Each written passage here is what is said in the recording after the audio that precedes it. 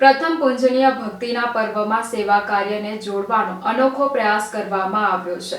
શ્રવણ સેવા ફાઉન્ડેશનના નીરવ ઠક્કર દ્વારા ગણેશજીના અતિ પ્રિય લાડુનો ભોગ ગૌમાતાને અર્પણ કરવામાં આવ્યું છે।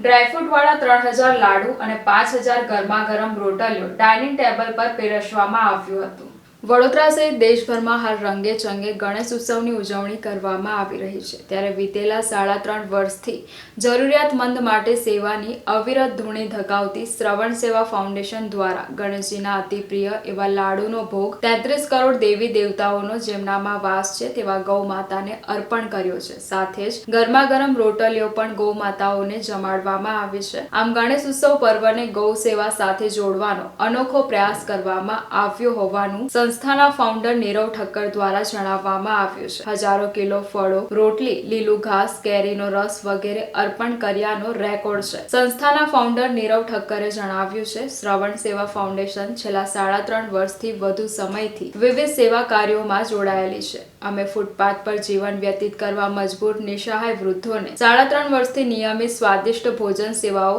આપી રહ્યા છે। ત્યારે તેમની સાથે હવે સંસ્થા દ્વારા ગૌ સેવા માટેના સઘન પ્રયત્નો કરવામાં આવી રહ્યા છે।